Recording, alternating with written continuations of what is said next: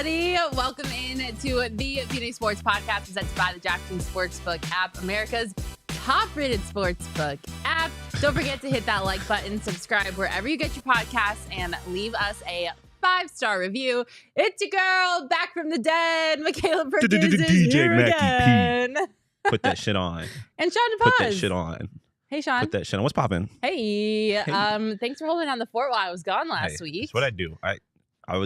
I felt like Rosie the Riveter during wartime. You can do it. Where I was just like, everyone's off fighting the war. I'm back home, and I'm holding down the home front. I felt like I was fighting in a war last week. I think I probably slept a collective of 15 hours between 5 days, which is saying something days. Because that's your average for like a night. Yeah, that's my average for a night. I usually try to sleep 15 hours in a 24-hour period. So it was rough. It was rough out there. I was on Radio Row, for those of you that didn't know, trying to do social for all three markets. We're here. We're fine, though. I survived the war. We were back. And you didn't just survive. You won the war. You kicked ass. Yeah. Well, thank you. I appreciate that. I was like, I don't get a thank you. You're like, yeah. Like, nah, I mean, I try to be humble about, okay. the way I move. I try to be humble about the way I move. Makayla Perkins. Put it on a t-shirt. Yeah. But yeah, so thank you. I appreciate that. Yeah, it was a lot of fun. If you missed any of our content from the Super Bowl, you can obviously check it out on our YouTube channel because it's all available for you right now. We talked to a lot of cool people. I'm sure you already know that. But yeah, you know what else I am back and enjoying? What's that? Now that I'm not dying. What's that? Four Peaks beer. Of course. Gotta crack open a cold one. Gotta get the weekend started on the right foot. I can indulge in Four Peaks beer once again because I don't have to be on my A game. I can be on my B game and still do the show. Jan Paul Edward DDO saying the Drew Brees story was epic. Yes, if you missed it, I cut off Drew Brees in order to get Ty McAfee on our show. I am very sorry. I feel like that's like 7 years of bad karma. Yeah, it was one of the saddest things I've ever seen. Just that as a Hall of Fame quarterback, he was just sitting there being like, I don't even know these people, and they just ruined my day. I loved it. It was fun. Yeah, it was epic. I'm very sorry, Drew Brees. I apologize. I'm sure you'll end up on the Pat McAfee show at some point. Yeah. But I will send Four Peaks beer to your undisclosed location as an apology gift. You said that as if you know where you can find Drew Brees. Yeah, maybe I do. Maybe I just like have like a honing pigeon signal on Hall of Fame quarterbacks. Honing pigeon signal. I don't even know what that means, Totri. Why did you just call me Totri? Because that's something Totri would say. Just a bunch of words that sound like something, but aren't actually a thing. You just kind of made it up. It is a thing. Honing pigeons are a thing. Honing pigeon signals, though, they're not 5G equipped. Like, what are we talking about? So yes, sorry. True. I guess. Are you sure about that? Birds are spies. They are not real. They are. We will talk about this later. We won't. Let me finish this Four Peaks ad read. Damn it. Thank you, Four Peaks, for getting our weekend started right. I am so excited to crack open a cold hazy IPA. That is honestly my favorite beer on the entire face of the planet. I am a hazy IPA girl through and through, and Four Peaks makes the best one. Shawn, what's your favorite Four Peaks beer? That's a loaded question. What time of day is it? Like, what am I doing? Well, just pick one. I can't. There's too many. I mean, I would say in general it's Wow. Like Wow, I think is the perfect beer for like literally any time. Really good. But I mean, don't sleep on the Golden Lager. That one the is Golden good Lager too. is slept on, and the Desert Day Drinker both slept on. Make sure you follow Four Peaks at Four Peaks Brew all over the socials. And if speed and adrenaline is more, well, your speed, the Beer Can Derby is on February 25th at Four Peaks 8th Street Pub in Tempe. You can pick kits up. They're open now. So if you want to show us if you have the fastest beer can in the Valley, sign up through fourpeaks.com/events. You must be 21 years or older to enjoy responsibly. Sean's sneaky link is calling him right now. No, that was Drew Brees asking where his Four Peaks are. Okay, got it. My sneaky link. We gotta build a fast beer can. What? Yeah, you got to enter in this fast. We got to do that, Shawn. That's why I got distracted. You. Oh, yeah, 100%. Yeah, I feel like you guys can make a fast beer can. Oh, are you kidding me? I don't lose. Like I don't feel like people would take something like that seriously. I would take it far too seriously. Also want to give a big shout out to our friends at Mountain Mike's Pizza. They brought in pizza for the office this week. Also, speaking of Drew Brees, our lovely Mike, not the Mountain Mike, but Mike who delivers our pizza. I thought you were talking about Mike here, no. He brought me a box of churros just for me. Nobody else was allowed to eat my box of churros, and it said he wrote a note on it for boxing out Drew Brees at Radio Row. That was epic. So thank you very much for my churros, Mike. I appreciated those. I ate all of them. They were delicious. But they also have the best pizza in the Valley. Make sure to check out their locations in Mesa, Chandler, or Tucson. You can head over to mountainmikespizza.com to place your next order. Reminder, diehards get a $50 voucher upon signing up. So definitely sign up to be a member. We got a lot to talk about. Let's just get into it because holy crap, I think we are on the high of all highs. We are peaking in the Valley. Yeah. We are on a major Valley peak. So let's get into Valley Peaks, sponsored by our friends over at Four Peaks. Oh my God, so much happened this week. I'm so glad that I am here to talk about it all because we have a lot to get into. I think we have to start with the biggest news of all. Obviously, the news broke last week and the trade was official last week that Kevin Durant is a Phoenix Sun. I'm super bummed I missed the show to be able to talk about it, but his introductory press conference was yesterday. I was in attendance. I was there. I slid across the court in order to take a picture of Kevin Durant with his... What do you mean slid? Okay, so they had the media sitting in like a row, like on the court. And I was like a little bit over to the left and I really wanted to get like a good shot of it over to like in the center. So I sat on the court and I scooted across the court. So you actually slid. Yes, my skin was scraping across the hardwood in order for me to get this picture of Kevin Durant. I would have paid to see that. I committed to the bit and it turned out really well. I got a great picture of him. That was a good one. But I mean, I just can't believe this is happening. Like it has been over a week now that this has been a thing and I'm still like in shock. Yeah, I can't get over the fact that TJ Warren is a Sun again. And this guy. Yeah, no, it is. I mean, Connor summed it up. He's a freaking Sun, man. Like there's points where I feel like a bunch of us in the office kind of just sat there and we're like, it'll be like random. And we're just like, oh my God, Kevin Durant is a Phoenix Sun. Like it still seems so surreal to me. Yeah. But I mean, it's awesome. I don't understand why, no, I'm not going to get into it. We can talk about that off air. But there's some other news outlets. What they prioritize as the biggest news of the day is very interesting. Bizarre, yeah. Yeah, no, it's awesome that Kevin Durant is here. I don't know if there's any other words. And also, like, the things that he said at that presser, talking about how he doesn't deserve the love. Me up. Like, him saying... He got emotional. Yeah, because Kevin Durant, I feel like, gets such a bad rap for being, like, just kind of stoic. Like an asshole, basically. And, like, but, I mean, when you see him, like, the relationship he has with his mom, and then again, who was at the presser, by the way, it just dripped down. Her fit was unreal. Not why we're here, though. Her fits are always They are always unreal. But like him talking about how he doesn't deserve all the support he's already getting from Phoenix fans because he hasn't done anything in a Suns jersey yet, I think says so much about him because, like I said, he has a reputation. People think he's just chasing rings, like after the whole Golden State thing. Like there's a lot of especially casual fans do not give him the respect I think he deserves. Yeah, and I like that he is of the mindset that, like, I do have to earn the respect of Suns fans, even though they seem to already be giving it to him. I love that he has that mentality. It is, that got me fired up. The whole thing was honestly just so electric. Like, it was not your normal press conference, I will say. Obviously, normally they just have the media there in attendance, like in a room, sitting down. KD's on a podium speaking and answering questions. But they did it in the Footprint Center, the arena, on the court. The media had the first row, like down on the court. And then the entire half of the arena was full of fans that they allowed to be there. And I've never experienced anything like that before, like a press conference that was done that way. But I mean, they went all out for it. Like they had the Suns dancers there. The mascot was there. They were doing T-shirt tosses. Like they had a video for KD that they played on the Jumbotron before he walked out. Like it was like a whole thing. And it was honestly just really cool. It was a cool moment to just like sit back and watch because, I remember when this team won 19 games in an entire season.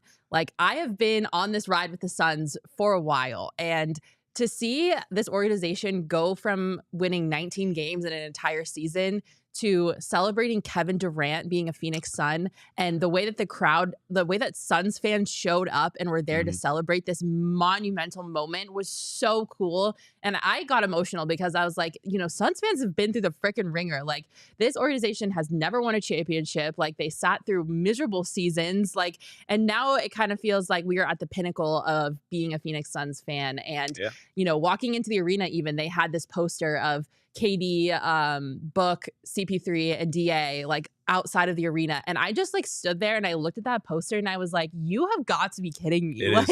How did we go from winning 19 games in a season to this? Well, I know how, but you know, I'm just speaking. But I mean, you look at that poster and you have 2 guys on that poster who, if they retire today, are first ballot Hall of Famers. Yeah. And then D-Book presumably will end his career as a Hall of Famer.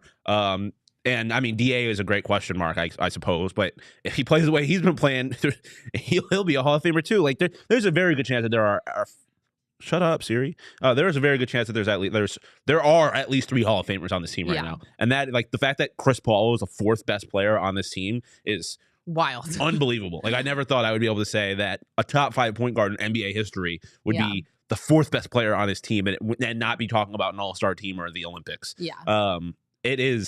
It is crazy, and especially when you put it in the context of kind of where the Suns were before this trade and the pessimism that started creeping in about the Suns. Yeah, it felt like doomsday. It felt like it was getting a little scary there, and Ishbia comes in, just takes one big swing, and he kind of changes the entirety of the vibes around this team.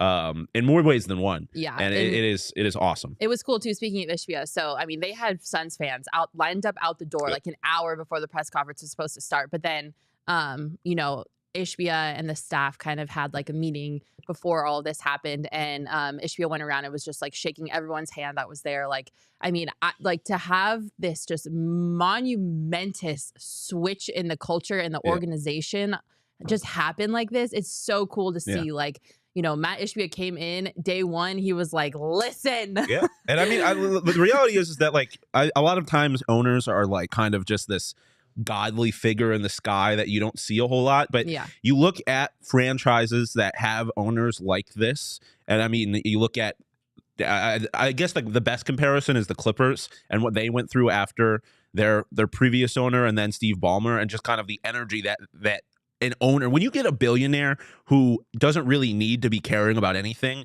showing that he cares about this team that you have loved your entire life, that injects this very unique kind of energy into a franchise, a fan base, a city, and you're seeing that with Ishbia, and that is just I mean, he put his money where his mouth is. For sure. He said in his introductory press conference, like, if there's an opportunity for us to make this team better, we're gonna take it. And boy, did they take it! He put his reputation as the owner on the line immediately. Yeah, like, he's like, I'm not sitting back and being a passive owner. He was like, we're doing this. Like, I am all in on the Phoenix Suns and the team that I just bought. And so, major props to Matt Ishbia for doing that. He was also in attendance at the press conference yesterday. But you know, when KD came out and the crowd was chanting KD, and like KD just had to sit there, and he was like, you know, he just was taking it all in, and he did get a little bit emotional. If you check out PHNX Sports on TikTok, we have a really cool TikTok of that moment. And KD, you can kind of see it in his eyes of him getting a little emotional, but it was just so surreal. Like the whole thing was awesome to see.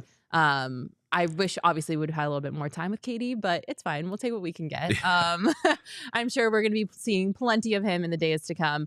The one thing I do want to talk about really quick before we move on, I think I want to make sure that we give Devin Booker the flowers that he deserves, because I genuinely, in my heart of hearts, believe none of this would be happening without Devin Booker. Like, no, it wouldn't. Obviously, you know, the Suns deserve some credit. Like, they realized the talent that they had, and they did whatever they had to keep him here, including extension after extension after extension. Like, they paid Devin Booker the money that he was owed. But I think in the NBA especially, it's rare to see someone who sticks by a team no matter what, and doesn't publicly throw a fit, doesn't bash like the organization or the team when they're going through hard times. Like, he held it together and held it down for the Phoenix Suns. And I'm not saying, like, obviously that's easy to do when you're getting paid a lot of money. Like, you know, I'm being realistic about the situation. But yeah, he could be getting paid a lot of money from any team. The fact that Devin Booker has been in the trenches with the Phoenix Suns and has gone about his business the way that he has, being such an asset to the team, a positive person in the community, never once gave up on this organization despite all the crazy shit that he's had to endure. Like, and he's been the incredible franchise player that we've needed him to be. The fact that he won a gold medal in Tokyo with KD and like started fostering all these relationships around the league. Like, KD in his press conference says that he admires Devin Booker, and that in the future there's going to be like tapes made about Devin Booker and the way that he plays basketball, because he's such a fundamentalist, and that's coming from a top 15 player all time. So like, Devin Booker deserves all of the flowers for the fact that he has ride or died for this Suns organization, and he has done everything in his power to make sure we have gotten to this point, including making good relationships around the league so that people actually want to come play here and superstars want to be a part of this team. No, 100%. And I think that something that people here might not fully realize is and I guess I'm fortunate enough to realize, not being from here, is the way that that Devin Booker kind of like is emblematic of the city of Phoenix in and of itself, and the fact that like nationally, Devin Booker probably doesn't get the respect he deserves, but people that like players fucking love Devin Booker and they love his game. But I feel like he fits. There's something so nice about having a star fit the vibe of the city. I mean, you see it. Perfect example of it is Memphis and Ja Morant. But like here, a guy who is low key, probably doesn't get the respect he deserves nationally, similar to the city of Phoenix. It's just literally, it's like the perfect marriage. And like you said, that him committing here, but also just him being the person that he is and the basketball player he is so attractive to other people. And that's how you end up here. That's how you get a Chris Paul to be interested in a place like this, and how you end up getting Kevin Durant here. So it's Devin Booker deserves all the flowers. This 100% does not happen without him. Yeah, this is all, we can all thank Devin Booker. Obviously there's some other parties to thank, but I think this all hinges on Devin Booker. So thank the Lord for Devin Booker. We owe him one big time. I'm so excited for like Suns fans to be a Suns fan. If you know me, you know that I rock with the Suns before any other NBA team. Even though I'm not from Phoenix, the Suns are my team through and through. I got two questions. What's the pose and what's the material for Devin Booker's statue? Oh gosh, it's got to be him laying on his back, right? Yeah. Well, I don't think you can make a statue of him just like on his back. I don't think I've ever seen a statue laying down before. Yeah, but I mean, it's. I feel like that's Devin Booker's most iconic pose, unless you're gonna put him fist bumping the baby. That would be an awesome statue. That would be an awesome statue. That would be pretty fucking much. Well, like with outside the children's hospital, again, just like I have a feeling that Devin Booker's most iconic moment of his career is yet to come. Yeah. Especially now that Kevin Durant is here. Oh my God. If Kevin Durant brings this team a ring or two, it might be a multi-person statue. It's championship or bust at this point, right? Yeah, like they have to, like this is the year. Like this is it. Like they have to do this now. Like it's freaking go time. And that's the other thing I will say was really cool is like KD recognizes this. Like someone asked him in the press conference, I think a question similar to the likes of like, are you aware of like the fact that this means so much, like a championship would mean so much to a city. We've never won one before, like along those lines. And he was like, listen, like, you know, I've been a part of championship teams in the past. I know what it takes. Like, I know what that would mean to this city and in this organization. Like that's my goal, like that we're all in. And I think that's another thing too. Like obviously KD is super talented, like a very talented basketball player, but he also has so much experience that I think this Suns team was lacking in the past. Like, you know, when the Suns were playing the Bucks in the finals 2 seasons ago, like a lot of the inexperience of being on a stage like that, I think showed through in some moments. And so to have a guy like KD on the roster who's been there, done that, I think is huge for this team because they need that type of like leadership and that type of experience to kind of help bring all of this together. And like a lot of the intangibles that KD has like off the court is what's going to also be a huge benefit to this team. For sure. It is the perfect fit for so many reasons. It is the rest of this year, but the next few years is going to be really, really, really fun. Yeah. That's all I could say. Super fun. Championship or bust, baby. Get on that DraftKings Sportsbook app and place your bet on futures bet on Suns. All right, well, we're going to be talking about KD and the Suns a little bit later in the show. But before we do that, we also have to talk about the fact that there is a new head coach in the Valley. Yeah. Jonathan Gannon is here. He has formally been announced and introduced as the next head coach of the Arizona Cardinals. His press conference was also yesterday, which like really quick, can we not do that again, Arizona sports? Can we like pick different days for major like introductory press conferences in the future? Because your girl is running on empty and she was at both of these press conferences yesterday and I really am like wanting to collapse right now. Like if I pass out, just please leave me on the floor. Listen, like I feel like that honestly from a Cardinals perspective, probably a smart move because if that presser goes absolutely terribly, it gets completely covered just up by Kevin Durant. Just like lost in a news cycle with Kevin Durant. So it is considering the history of this franchise, it is probably the smart move. But for us media folk, it is. But also, not like, ideal. Read the room, Cardinals. Like KD, Jonathan Gannon. Like, hello. Well, like I what mentioned earlier, depending on who you ask, the Gannon thing is bigger news than Kevin Durant. So. Maybe they had the blinders on. Someone at the press conference yesterday said that Phoenix is a football town, and I was like, sir. Stop it. Glendale can be a football town. I don't think so. I think this is a Suns town. It is Cardinals too. Like, I don't think you can deny that. I think Cardinals is a clear second, but I mean, this is Sun a City, baby. Town, yeah, for sure. But he was introduced formally yesterday, and I was at that press conference as well. I will say, I think the thing that I loved the most was seeing how many players were there in attendance. Kyler Murray was in the front row. Zach Ertz was in the front row. Will Hernandez, Hump was there. Like, there were so many players that were in attendance too, like Colt McCoy. Like, there were so many there that were in support, which, you know, people could say, oh, well, like, they had to be there. That's their head coach, or like, you know, you're reading too much into it. But I don't really think so. Like, I think it is a big deal that they were there. They, like, Will Hernandez is a free agent in the offseason. Like, the fact that he was there, I think, is a big deal. Like, I don't know. I love to see how many players were there in support for Jonathan Gannon. And the other takeaway that I had from it, well, there were two. One is that this was very much a Monty hire. I think, you know, Monty did a really good job of making it clear the process into which this happened and how we got to this point, and the relationship that he had prior with Jonathan Gannon before he became the head coach of the Cardinals. Which I think is important, because I think people thought that it kind of just became a default thing. All their options got taken and they just kind of fell into Gannon. So the fact that he had a relationship with him prior is definitely helps. Important. But Monty did do a really good job of kind of outlining like how we got to this point and the relationship that he had that created this moment now. And I think it's a good thing that this was Monty's decision. Whether or not it's the right decision obviously remains to be seen. We won't know that until a couple years down the road. But I just enjoy the fact that this was Monty's choice, and Michael Bidwell let him do the job that he was hired to do. I think I'm a little scarred from organizations who have owners that are way too over involved with the front end operations to a point that it's like concerning. Like, obviously I know owners will be involved at some degree because they own the team and they sign the paychecks. But I think it's really great that Michael Bidwell allowed Monty Ossenfort to make this decision. And then also the other takeaway that I had is like Jonathan Gannon is rocking with Kyler Murray. Like, there was no doubt, like, you could not have watched that press conference and come away with any doubt in your mind that like Jonathan Gannon is 1,000% behind Kyler Murray being the franchise quarterback. And he mentioned in his press conference that, you know, he's going to do whatever it takes to build around Kyler Murray, which obviously, you know, people brought up the Josh Rosen like tweet that the Cardinals sent out like however many years ago about Josh Rosen is our guy. And then immediately they draft Kyler Murray right after that. But you know, I really didn't get that sense of like, we're just saying this to say it type of feel. Like, he really meant it. Like, and it was very awkward that the media were asking questions about Kyler Murray while he was literally sitting in the room. Like, I hate it. I hate that. Like, it just gives me the heebie-jeebies. Like, so awkward to be asking questions about Kyler while he's like sitting there and talking about him as if he's not there. I mean, like, I know he gets paid money. Yes, I know he's a franchise quarterback. He gets paid money to sit there, but it was just very awkward for me personally.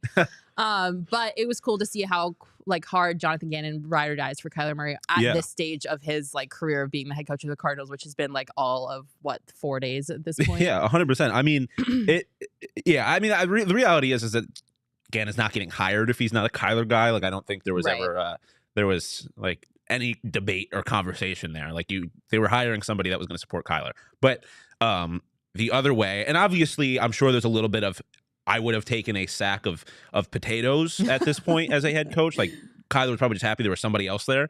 But I mean, I feel like everything we've heard about Gannon, people criticize his like actual like schematics and stuff like that. But I don't think he is a leader of men. People like him. Yeah. And as far as Kyler is concerned, that seems like one of the bigger issues. Like, you needed a guy, like, that is the first step, is getting a guy that can vibe with Kyler. Yeah, for sure. And it seems like they've done that. So that's all you can really ask for so far at this point. Yeah, Pedro Alcala saying it looks like Kyler Murray is happy to have Gannon too. Definitely got that sense. Obviously, the Cardinals released a video on their social media of Gannon like dropping everything and running over to the weight room to say hi to Kyler Murray when he was first in the building.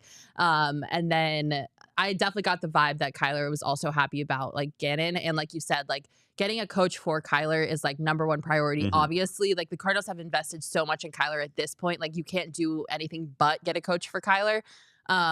So I definitely got that feel that like this was like a mutual thing, that they were both like mutually excited about each other.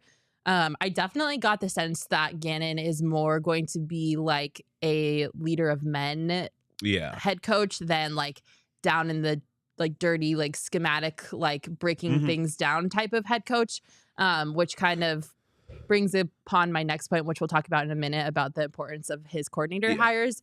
But, you know, I guess there's a lot of concern that he's a first-year head coach, which I guess is fine. Like, you never know what you're going to get with a first-year head coach. It's a coin toss. Like, you can get like a Eagles head coach type, or you can get like a Vance Joseph from the Broncos head, or Nathaniel Hackett. Like, you just never know what you're going to get with a first-year head coach.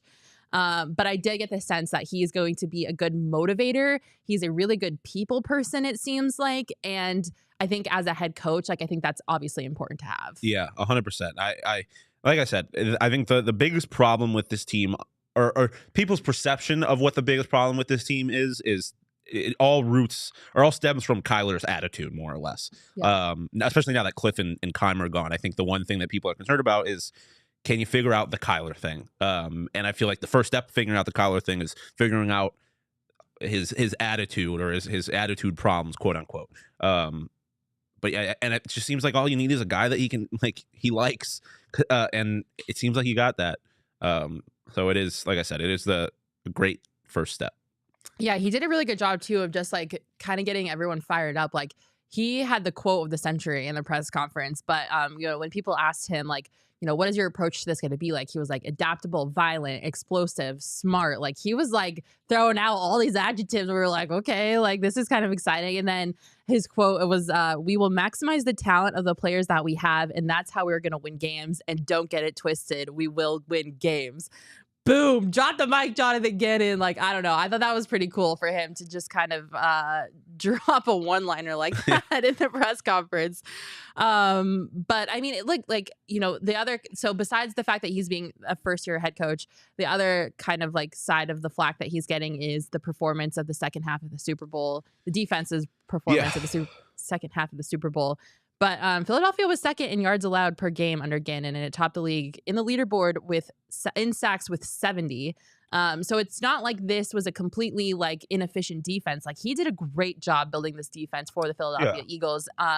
You know, when you're going against Patrick Mahomes, I'm not quite sure what else can be expected at that point. And it's not like it was entirely the defensive faults. Like, there were some special team mishaps in that Super Bowl. Like, there were other contributing factors to this. So I just don't want Cardinals fans to get too far down this negativity train because, you know, he's a first-year head coach, or they overanalyze the second half of the Super Bowl. Like, I think there's a lot of things to be excited about with this. For sure. And I mean, yeah, you mentioned the second half. I mean, the reality is, and I know Bo and Johnny have talked about this on the PHNX Cardinals show, but like, that defense really only gave up like 24 points. I mean, one of them was a fumble. One of the Chiefs' touchdown was a Jalen Hurts fumble, and then another one was a special teams mishap where Kadarius Toney had a big punt return. So like, only so much of that is on the Chiefs, and there certainly on the Eagles. There certainly are problems. Talked about this with Shane.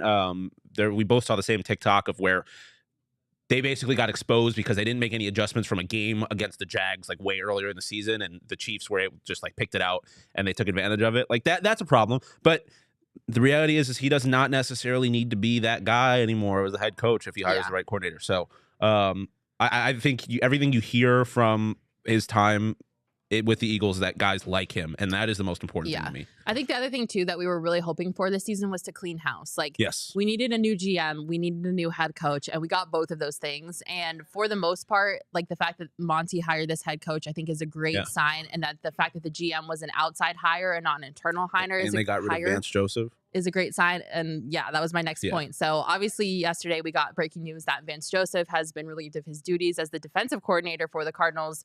So, I mean, we're really like, this is really like cleaning house. Like, we're like full into this, like cleaning house on the coaching and the front office side.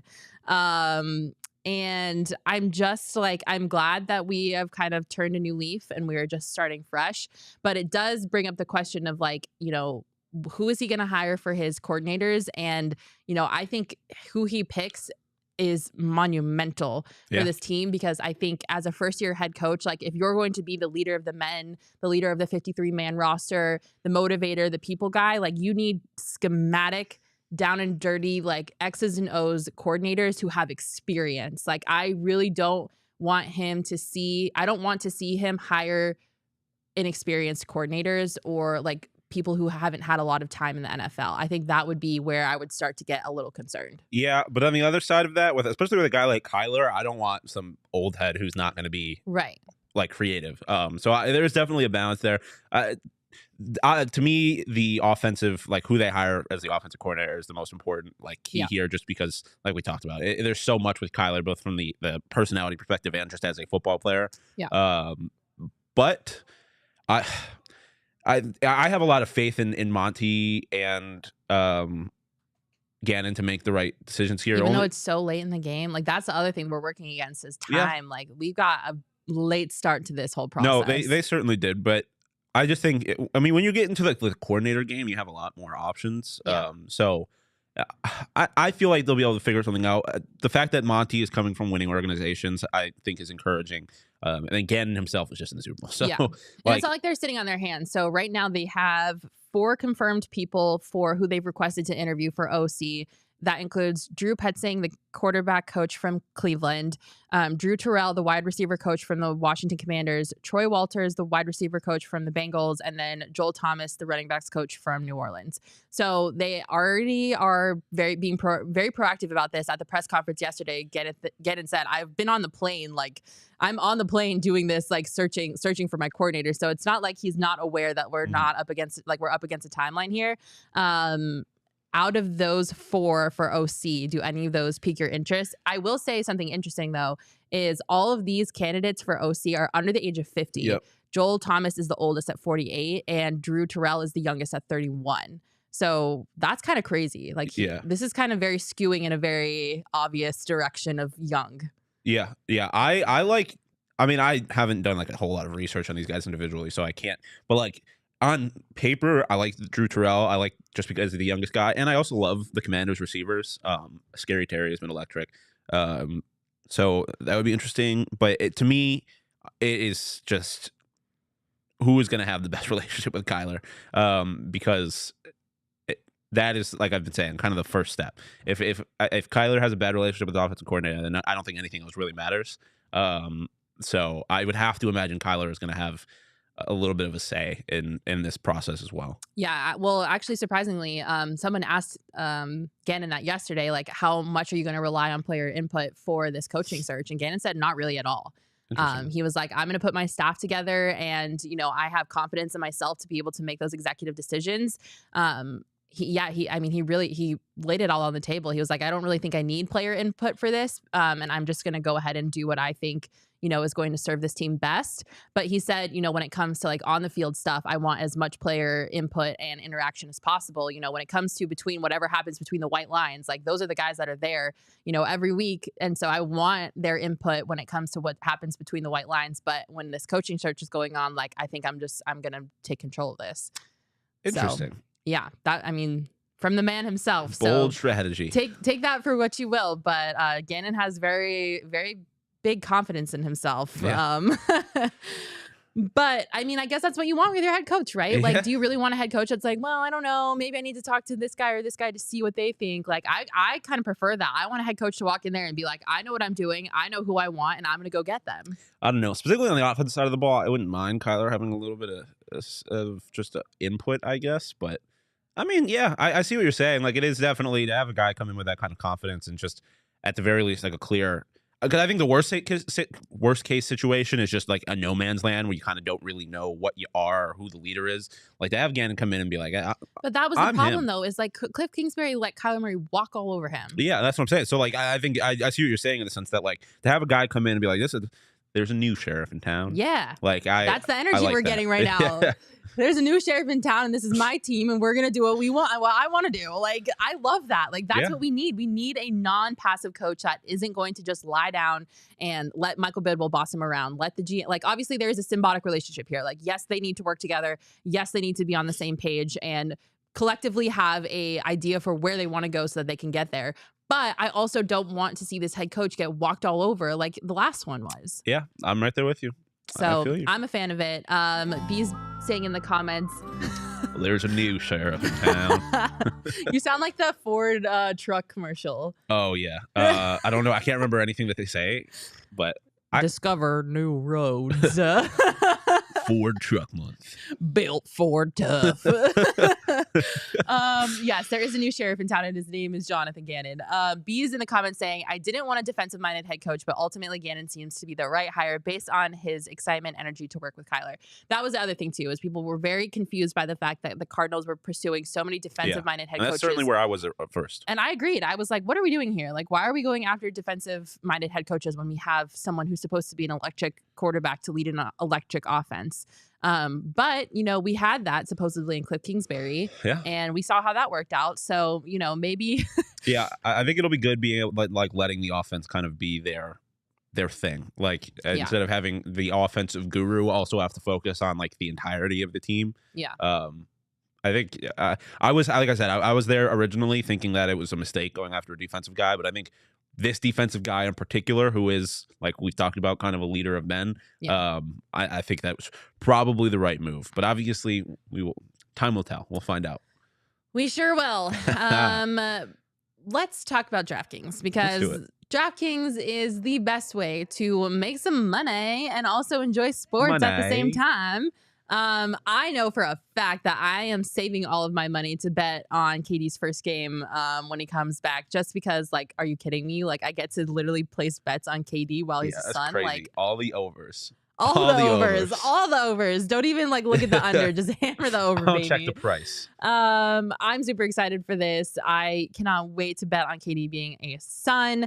But if you want to get in on the action, you have to download the DraftKings Sportsbook app and use promo code PHNX when you sign up. Shawn, did your Super Bowl bets go well? They did. I bookended it pretty poorly. I lost the coin toss and I did not predict the winner correctly. But all of my props throughout the game went very well. So I made money on the Super Bowl, and that's all that matters. They don't ask. They don't ask how much, but in betting, I guess they do ask how much. But I'm not going to tell you. It was enough. I won money. You'll have to forgive me because I was not plugged in or coherent enough to remember. But what color was the Gatorade? Purple. It was purple. Yeah, it was purple. Damn. Well, they took the odds off because I think I'd blame Shane. They took DraftKings took the odds off because Shane talked to a bunch of players on Radio Row, and they basically told that if the Eagles won, it was going to be yellow. If the Chiefs won, it was going to be purple. Sure enough, it was purple. Wait, what was the logic behind that? They just asked he asked a bunch of the players what their favorite Gatorade color, and a bunch of Eagles said yellow, and a bunch of Chiefs said purple. Oh, so well, there you go. It was on our YouTube channel. It was on our YouTube channel. So, guys, if I had a second to digest any I don't think he wasn't taking a shot at you. He wasn't taking a shot at you. I was taking a shot of all the people that didn't bet purple or yellow. I didn't get in on it fast enough, but it was purple, and the people that bet on it, it was pretty good odds, wasn't it? It's probably like 400, I think. Or am I making that up? No, I think it was like plus 600. Was it really? It's barely purple. I think it's been purple once in the last 20 years. Oh, whoa. Oh, that was the one that. Yeah. Okay. Yeah. That was plus 450, I think. Yeah. Well, there you have it. Have you won any other money lately? I made money on the Coyotes game the other night. It was, oh my God. It was one of the most stressful betting experiences of my life because it was a 0-0 game that went to a shootout, and I had a lot of money on the Coyotes money line. But Clayton Keller pulled through in the shootout, and I hit. So I won a pretty penny. Our boy Clayton Keller, who we will be talking about later in the program for any of you Coyotes fans in here. Download the DraftKings Sportsbook app now. Use promo code PHNX. New customers can bet just $5 and get $200 in free bonus bets instantly. Only at the DraftKings Sportsbook app with promo code PHNX. Again, you can bet just $5 and get $200 in bonus bets instantly. Minimum age and eligibility restrictions apply. See our show notes for details. All right, really quickly before we get into Say What and we dog on Kendrick Perkins for being an idiot. I'll leave that to you. Okay, before I dog on Kendrick Perkins, baseball is back, baby! Yeah! Fire me up! Oh my God, pitchers and catchers reported this past week, and just listen to this. Just listen.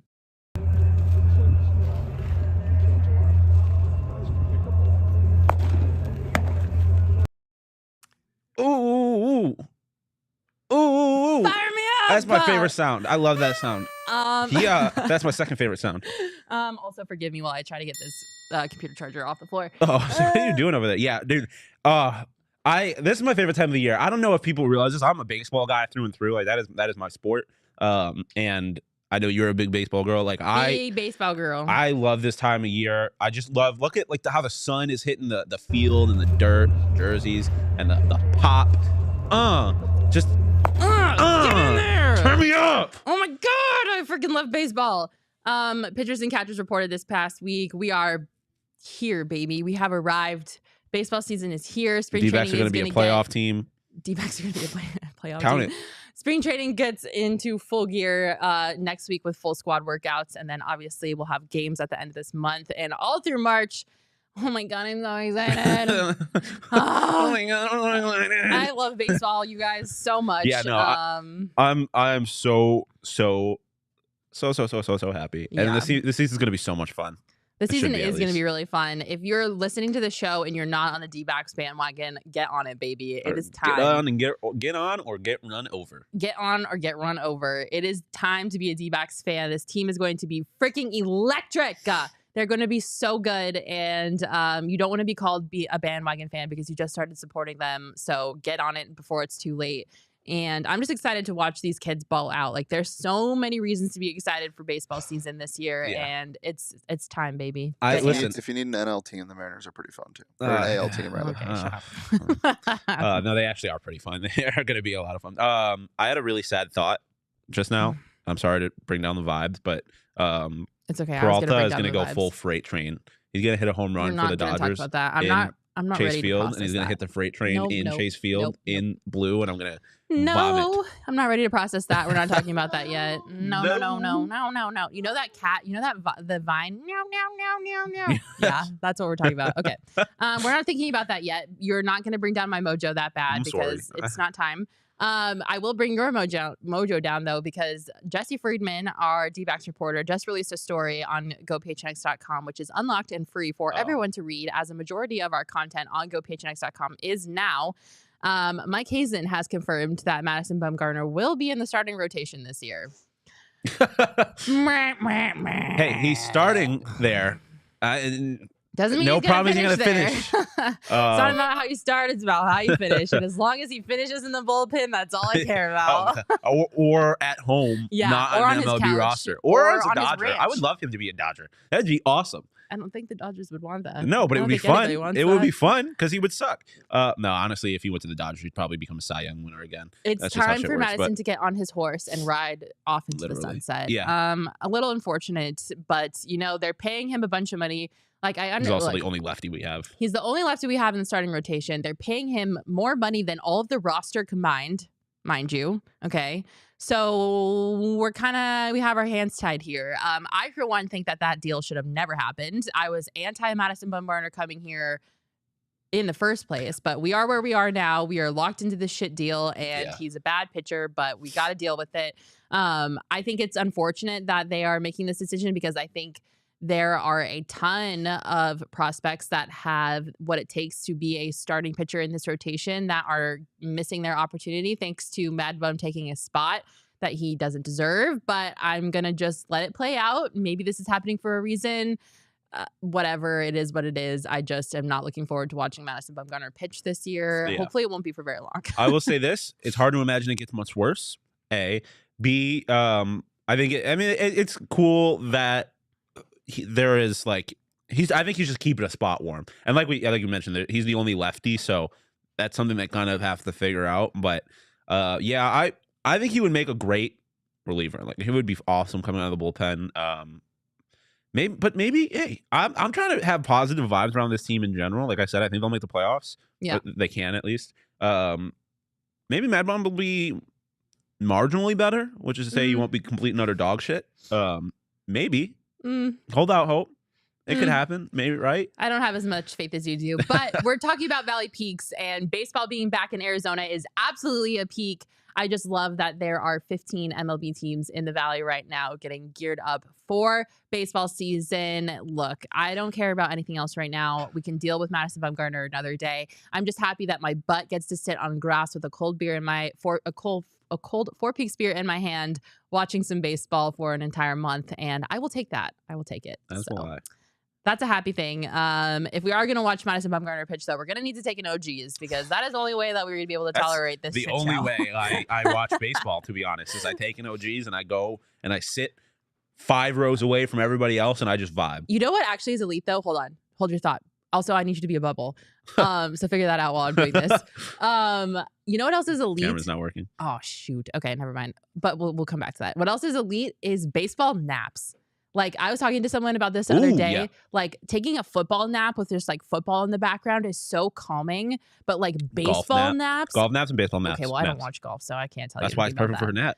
But baseball naps, yes. Oh, like if my team's not playing, I'll just put baseball on the TV and I will knock out for a solid like 3 hours. Like there's just something so soothing about a baseball game in the background and taking a nap. There is nothing better than like a day game. Sun is out. It's like sun is out in the you're watching like the St. Louis Cardinals or something like that. Just a random game. Yeah. And the vibe, you fall asleep during the second inning, you wake up during the seventh, and it's just perfect. You don't even have to miss the end of the game. Yeah, I'm right there with you. It is a whole ass vibe. What are we gonna say, Shane? I was just gonna say I needed an OGs when I was a hot dog at the at the Phillies game. Yeah. Phillies Diamondbacks game because Mad Bum was pitching. He was starting that game, and we were in the tunnel waiting to go out. And my man just kept getting shelled. So I was just sitting there in a hot dog costume for 20 minutes watching Mad Bum just get the shit beat out of him. It was terrible. I love that Mad Bum sucks, to be honest, because there's this girl that I know who is like a diehard Madison Bumgarner fan. And so I love that once every 5 games, I get to make fun of her for her favorite baseball player of all time being embarrassingly bad at baseball. Well, if you need to soothe your soul, make sure you take an OGs. They've got the best THC scratch-made gummies in the world, but especially because they're made here in Arizona. Their flavors are so good, you guys. The orange creamsicle is my second favorite. Yeah, I was gonna say, didn't it get knocked off? Because they have released their Happy Balance gummies. They are a CBD THC 1-to-1 ratio, and the flavor is strawberries and cream. Good God almighty, it is to die for. So go check out your local dispensary. OGs and their new strawberries and cream Happy Balance gummies are live on the shelves. As always, you can find them at your local dispensary by checking out ogsbrands.com. You must be 21 years or older to enjoy. All right, let's round out the show with a little heated debate. We got to go and figure out what's going on because there were so many things that happened this week that had me saying, say what? And we got to break it down. We got to talk about it. Starting with my namesake. I'm so disappointed to be sharing the same last name with this man. I do not claim him. He is not a part of the Perkins gang.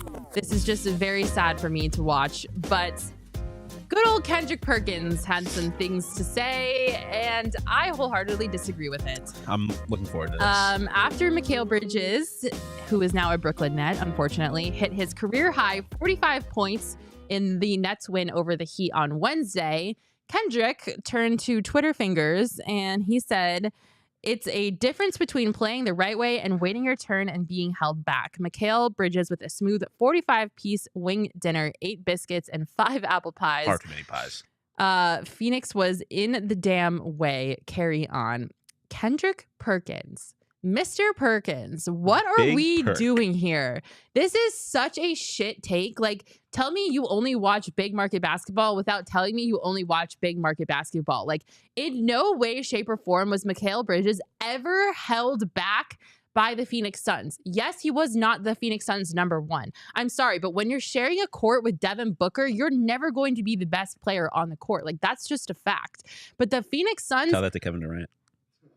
The Phoenix Suns had a finals run. They made it to the playoffs last year. Like, there were plenty of opportunities for Mikal Bridges to shine, and he did.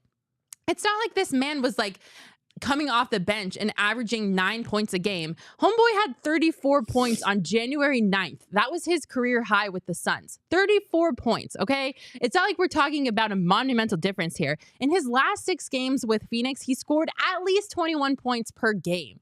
Like, what are we doing here? It's not like Mikal Bridges wasn't a contributor to this team. Like, he was a huge part of this team. And that's obviously why it's so easy for him to ball out in Brooklyn right now. Like, it's not like we stunted his development. It's not like we made him sit on the bench. Like, there is just no reason for this take. And it is such a shit take. Like, Phoenix did not hold Mikal Bridges back. Like, this is just stupid.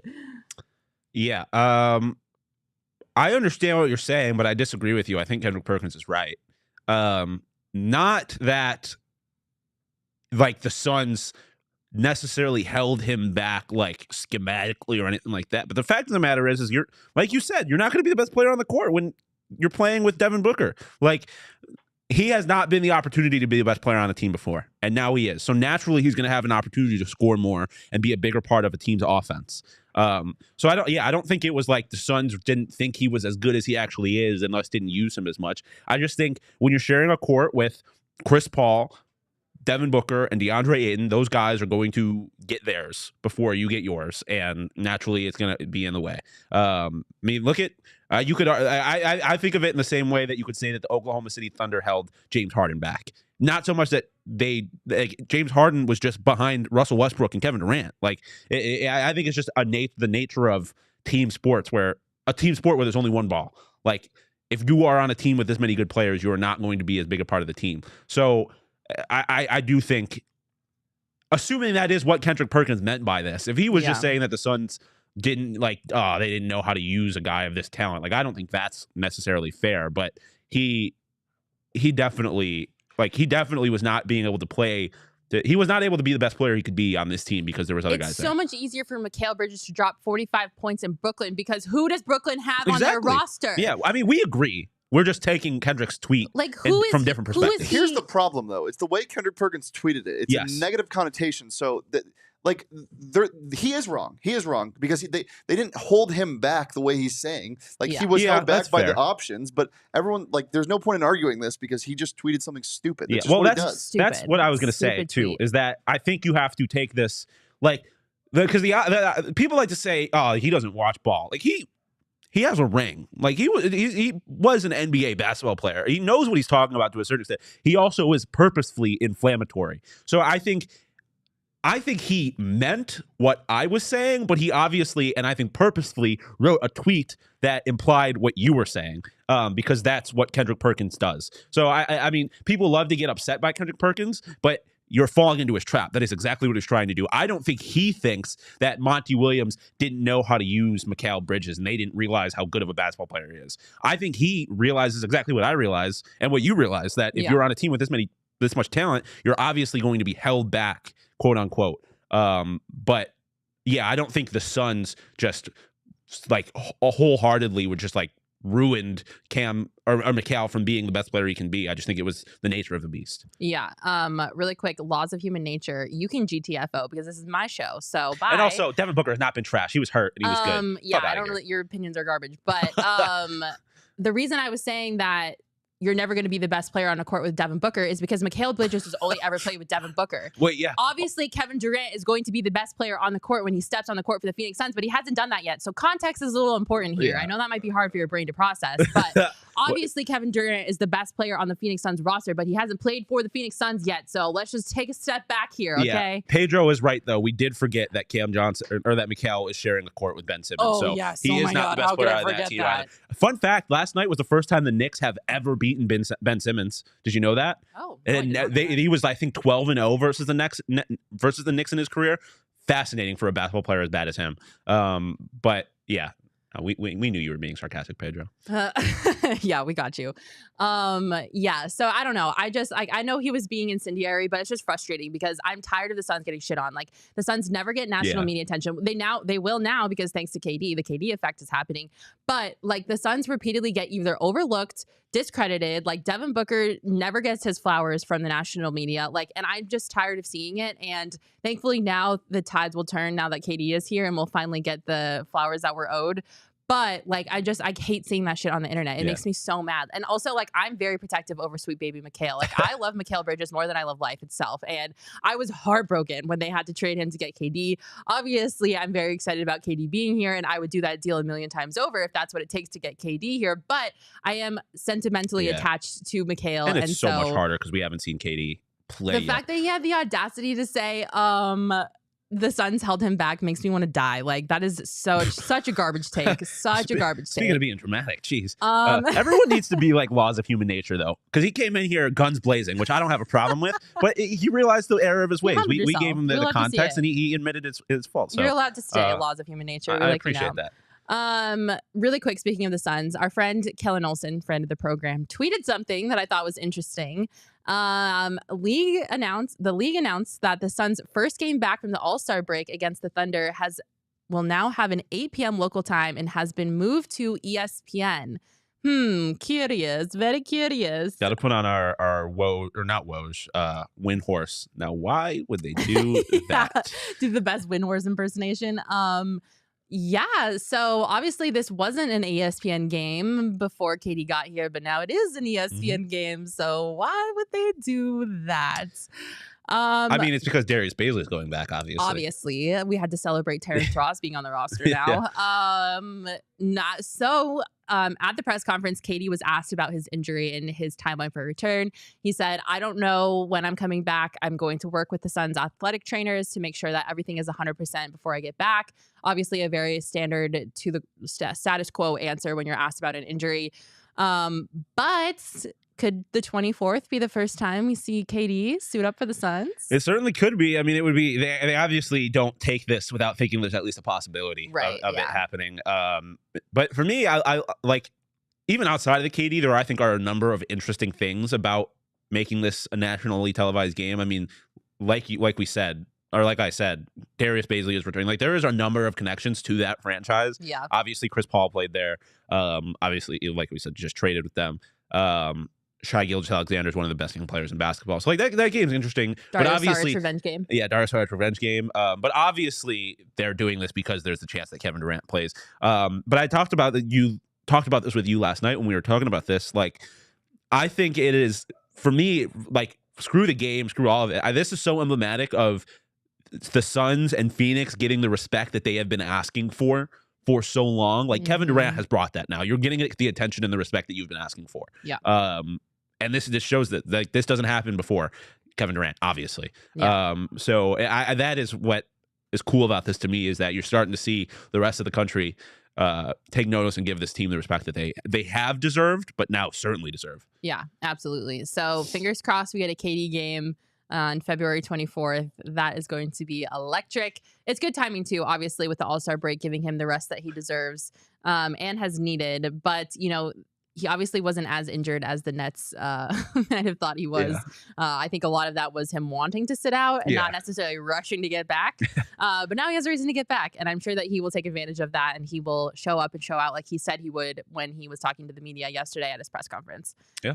So hopefully we get to see KD in action soon. For sure. Another thing that had me saying, say what?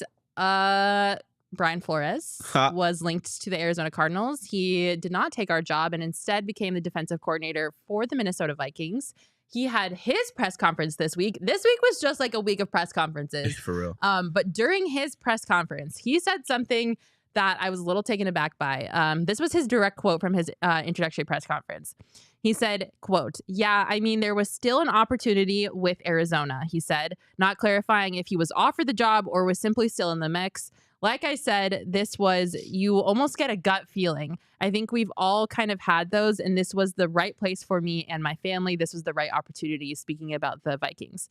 For whatever reason, him saying that he had a gut feeling that he would rather be a defensive coordinator than a head coach kind of makes me a little concerned a little bit.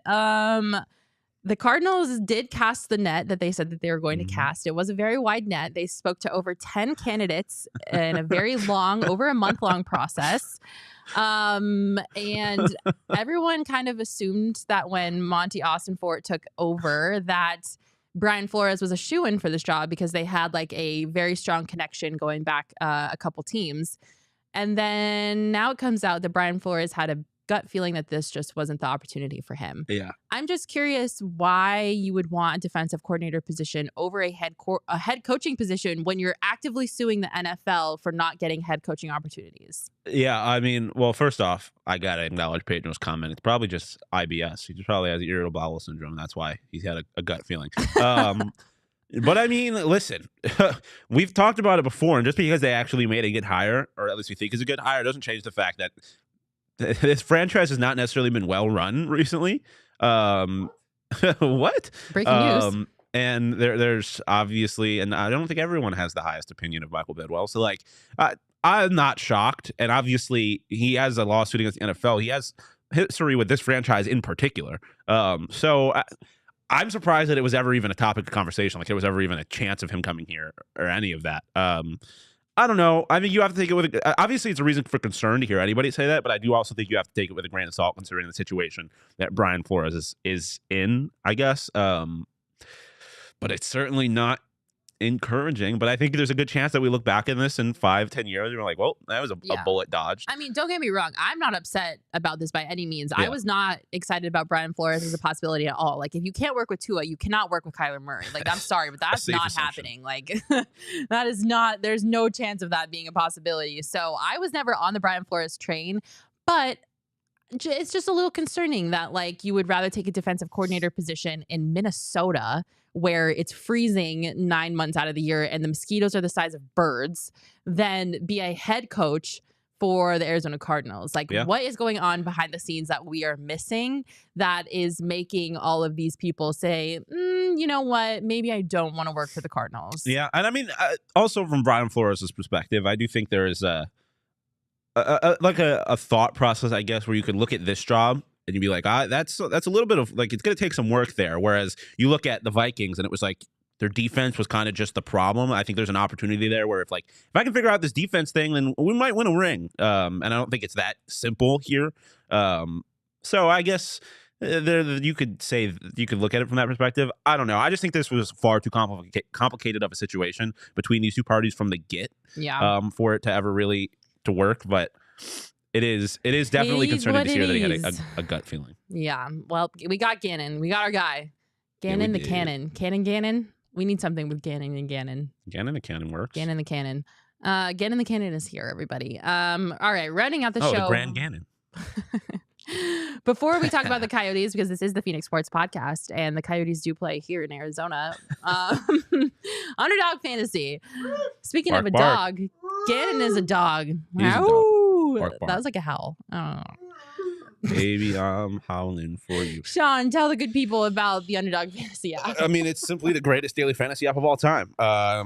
You can there's a bunch of different things you can do. I am not like I've never done year-long NBA fantasy. It's been far too intimidating. So having daily fantasy on the Underdog Fantasy app is exciting. I'm looking forward to getting into that, especially when Kevin Durant is a Phoenix Sun, or starts playing for the Phoenix Suns. But it's fun. You can either do daily drafts with some of your friends or with strangers if you don't have any friends like me. Or you could do daily pick'ems. You find your favorite players or your least favorite players, pick their higher or lower on a variety of totals on different stats. You can win up to 20 times your money. So it's a great opportunity to win some money and just make the sports viewing experience more fun. Sometimes we got some games going on, and we'll just hop in a draft together and make the games a little more interesting. So it's a lot of fun. I've been saying once Kevin Durant is back and healthy, obviously the higher on his points, but higher on everything Suns. Chris Paul assists, DA points, rebounds, whatever. Devin Booker points, assists, whatever you want. Like the Suns are just gonna cook. So you're gonna have an opportunity to win a lot of money on the Underdog Fantasy app, and it's really easy to get started. All you have to do is go to underdogfantasy.com or download the Underdog Fantasy app. Sign up with promo code PHNX, and Underdog will match your first deposit up to 100 bones. And as always, the exchange rate is 1-to-1, so that is $100. There you go. Ryan is very excited about the Gannon Cannon. I'm glad that you're on that train too. Not too many people are excited about his catchphrase, rip it up, rip it. What is it? Yeah, Beyblade. Rip it. Let it rip. Buckle up. Buckle oh my up. God. Buckle up goes crazy. Buckle up is better than No, I let turned it to rip. Bo yesterday at the press conference and I was like, if buckle up is the next let's ride, I'm ending it all. Like, I'm done. I'm checking out. Like, I cannot with buckle up. I can't do it with any more catchphrases in the NFL. I can't. Cardinals country? No. Buckle up. No. Cardinals country? No. Buckle up. Gannon doesn't seem like a cornball, though. Russell Wilson is a cornball, who also might be a bad person. Gannon has some cornball energy, just a little bit. Oh, Joe's talking my language. Let's get Luther Muhammad on the Suns. I don't know where that came from, but I love it. No, the only way Devin Booker's not the best player on the court is if either Kevin Durant's on the court or Luther Muhammad's on the court. Because especially you want to talk about mid-range. Show me your middies. All right. Fucking- Show me your middies, round Joe. this Luther's got podcast some out. big middies. The Coyotes are on a heater right now. Yeah, I they don't know sadly. why they're on a heater or why They're just a choosing bunch to of dogs. be. They're on a 7-game point streak right now, which is a little frustrating because Second in I the don't NHL know, behind the Rangers. the second in the NHL behind the Rangers. I don't know if they're aware, but we're supposed to be losing. Yeah. For the love of God, can we please just lose games, Arizona Coyotes? Players don't tank.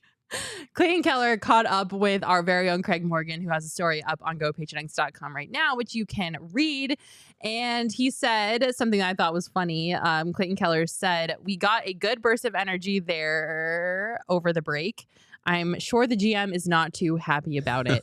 Yes, Clayton Keller, I'm sure the GM isn't too happy about it. I'm not too happy about it either. Do you guys not realize that possibly one of the best prospects ever is available right now in the draft coming up, Connor Bedard? And unless you do everything in your power to secure the first overall spot, there's zero chance that Connor Bedard will be an Arizona Coyote. What are we doing? Lose games. First off, that's Tank. not how lotteries work. There will be a % chance that they get Connor Bedard, Okay, even if they win. I'm being dramatic. I know, but I'm aware. This has been my whole thing. Is this is the year of Arizona sports? I can feel it. Diamondbacks are on it. Kevin Durant is a Phoenix Sun. I don't know if you knew that. Cliff Kingsbury is not an Arizona Cardinal anymore, and now Jonathan Gannon is. Everything is going well. This is the last piece. The hockey gods shall shine down favorably upon the Arizona Coyotes. Leave us alone. No. What? That we need the hockey gods at this point because this team is too good. The fact of the matter is the team is not the worst team in hockey. So, and players don't tank. So this is just how it's going to happen. They have tried to tank before, and the hockey gods have not looked upon them favorably. This is the year where they're trying their hardest, and they will be like the 5th best team in the hockey gods. And by the hockey gods, I mean Gary Bettman will make them the top pick. And honestly, the second pick is pretty good too. So if they get Adam Fantilli, who is Connor very Bedard much or bust. Shit the Bedard. If we don't get Fantilli's Connor also, Bedard, I agree with you, upset. but Fantilli is also a very good player. He's also very much a Bill Armstrong kind of player.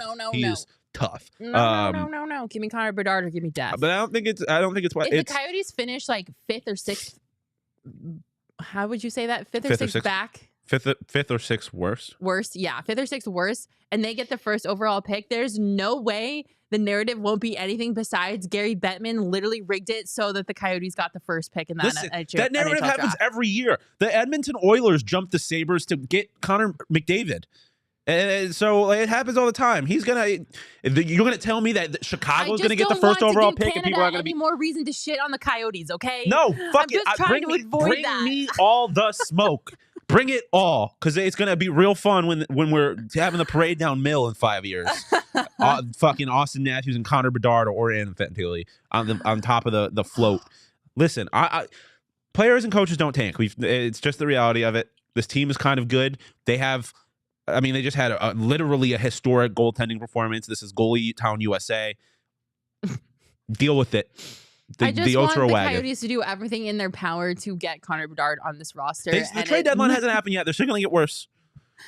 Oh, it just gives me anxiety. Like, please, can we just lose? I think someone in the comments said that the Coyotes will do exactly the opposite of what you want them to do. And that is honestly so true. Like, that is the antithesis of what it means to be a Coyotes fan. Like, you want the team to do something and they do the complete opposite. I think the only time the Coyotes and I have ever been on the same page is when they acquired Taylor Hall, because I wanted the Coyotes to get Taylor Hall and they did. Obviously, it didn't work out. Yeah, I was gonna say. Obviously, it didn't work out. But before, hindsight 2020, before we knew everything that was going to happen, it was the right move for the Coyotes, considering where they were at that time in the league. I just don't understand why, considering this team's history, you would want them to lose, because they do not win the lottery. Like, they could be the worst team in the league. They will not win the lottery. That's just how that shit works. So you might as well make it a little more fun and win some games.